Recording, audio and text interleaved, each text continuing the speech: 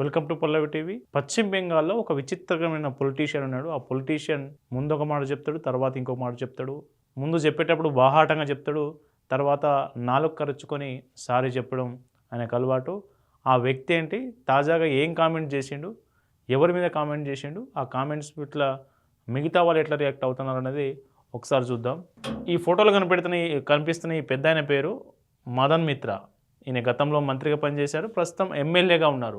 West Bengal assembly ఒక ఎమ్మెల్యేగా కొనసాగుతున్నారు. ఈయన గతంలో కాంగ్రెస్లో యూత్ కాంగ్రెస్లో పనిచేశారు, తర్వాత కాంగ్రెస్లో పనిచేశారు. ఎప్పుడైతే మమతా బెనర్జీ నేతృత్వంలోని తృణమూల్ కాంగ్రెస్ బలంగా ఉంది, ప్రభుత్వం ఏర్పాటు చేస్తూ ఉందో, అప్పుడు టీఎంసీలో చేరి టీఎంసీలో సీనియర్ నాయకుడిగా కొనసాగుతున్నారు. మాజీగా మంత్రిగా కూడా పనిచేశారు 1-2 సార్లు.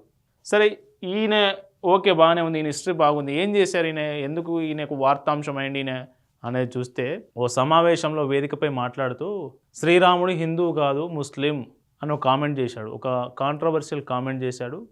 శ్రీరాముడు హిందువు కాదు, నేను ముస్లిం అంటున్నా, హిందూ అనడానికి మీ దగ్గర ఆధారాలు ఉన్నాయా అని ఒక క్వశ్చన్ వేశాడు బీజేపీ నాయకులను విమర్శించే క్రమంలో.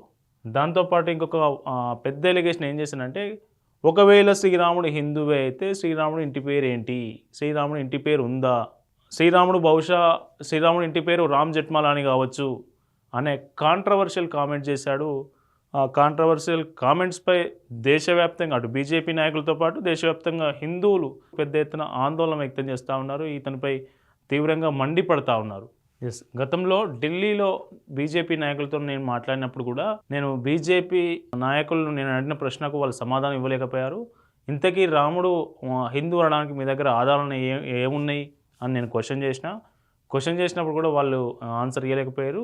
ఒకవేళ హిందువే అయినా ఆయన ఇంటి పేరు ఏంటి అని నేను అడిగితే స్పోక్స్ పర్సన్గా ఉన్నటువంటి సువేంద్ర అధికారులు లాంటి వాళ్ళు కూడా ఏం మాట్లాడలేకపోయారు అనే విషయాన్ని గుర్తు చేస్తూ ఆయన తాజాగా పశ్చిమ బెంగాల్లో ఈ కామెంట్ చేశారు. ఈ కామెంట్స్ పట్ల హిందువులంతా పెద్ద ఎత్తున మండిపడతా ఉన్నారు ఇతని మీద. అట్లాగే బీజేపీకి సంబంధించి కూడా బీజేపీ అధికార ప్రతినిధిగా ఉన్న ప్రదీప్ భండారి కూడా ఇతని వ్యాఖ్యలపై తీవ్రంగా స్పందించారు. ఒక్కసారి చూద్దాం ఈయన ఏమన్నాడు. আমি বলছি রাম মুসলমান ছিলেন, হিন্দু ছিলেন না। যখন পাগলা হয়ে গেল, সয়ে যায় ও যায়, ও ওখানে দৌড়ায়, এদিকে পাগলাটা দৌড়ায়, ওদিকে শিশির বাবুর বেটাটা দৌড়ায়, এ ওদিকে দৌড়ায়। এই ভাই রাম হিন্দু ছিল, রাম হিন্দু ছিল। రాముడు ముసల్మాను, హిందూ అనడానికి వాళ్ళ దగ్గర ఆధారాలు లేవు అనే కామెంట్ చేస్తూ ఉన్నారు. ఈయన కామెంట్స్ పట్ల మనకు బీజేపీ అధికారిక ప్రతినిధి స్పోక్స్ పర్సన్గా ఉన్నటువంటి ప్రదీప్ భండారి స్పందించాడు. तृणमूल कांग्रेस के नेता मदन मित्रा ये कह रहे हैं कि प्रभु श्री राम मुसलमान है, ये 140 करोड़ देशवासियों का अपमान है, ये हम सब हिंदुओं का अपमान है। इससे ये स्पष्ट होता है कि तृणमूल कांग्रेस एक हिंदू विरोधी पार्टी है, जिसमें हर तृणमूल कांग्रेस का नेता हिंदुओं के खिलाफ बयान ममता बनर्जी के कहने पर कहता है। ఎస్, తృణమూల్ కాంగ్రెస్ హిందూ వ్యతిరేక పార్టీ, అందుకే ఈ పార్టీకి సంబంధించిన సీనియర్ నేత ఇట్లాంటి కామెంట్ చేస్తూ ఉన్నారని బీజేపీ అధికార ప్రతినిధి ప్రదీప్ భండారి చెప్తా ఉన్నారు.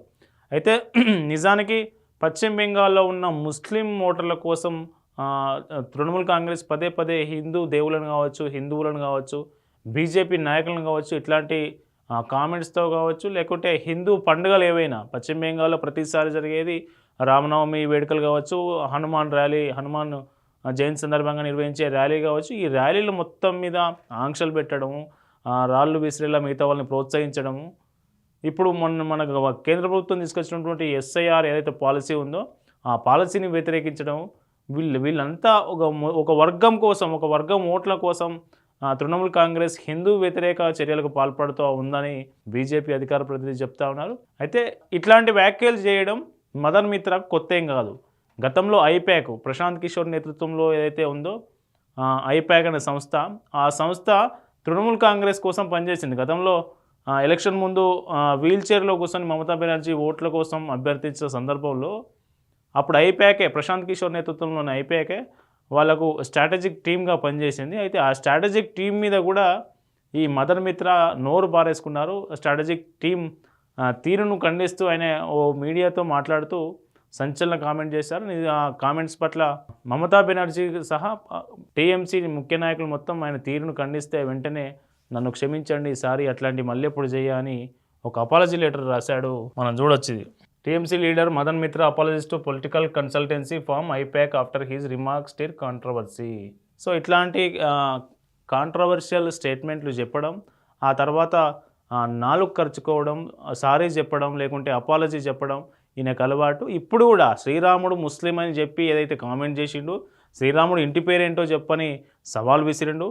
ఇవన్నీ అయిపోయిన తర్వాత చివరికి ఏం చెప్తున్నాడు అయ్యా ఇప్పుడు అంటే, ఆ విలేకరులు ప్రశ్నిస్తే ఇష్యూ పెద్ద దుమారంగా మారి పశ్చిమ బెంగాల్ తృణమూల్ కాంగ్రెస్ హిందూ వ్యతిరేక పార్టీ అనే ఒక ముద్ర పడే క్రమంలో తాజాగా ఈ అంశం మీద మళ్ళీ స్పందించిన మదన్ మిత్రా, లేదు అది నేను మాట్లాడలేదు, అది ఏఐ జనరేటెడ్ వీడియో, అది ఎడిట్ చేసిన వీడియో, నేను మాట్లాడింది కాదు, అది నేను వేరే మాట్లాడితే వీళ్ళు వేరే ఎడిట్ చేసి దాన్ని కావాలనే ప్రొవోక్ చేస్తున్నారనే కామెంట్స్ చేస్తూ ఉన్నాడు. కానీ నిజానికి ఆయన చేసిన కామెంట్స్ ఇప్పుడు చేస్తున్న కామెంట్స్కు పొంతం లేదు. ఖచ్చితంగా ఆయన హిందూ దేవుళ్ళను అవమానించేలా, హిందువుల మనోభావం దెబ్బతీసేలా మాట్లాడాలన్నది బీజేపీ నాయకులు వాళ్ళ అభిప్రాయాన్ని వ్యక్తం చేస్తూ ఉన్నారు. మొత్తానికి ఈ ఇష్యూ కొనసాగుతున్నది.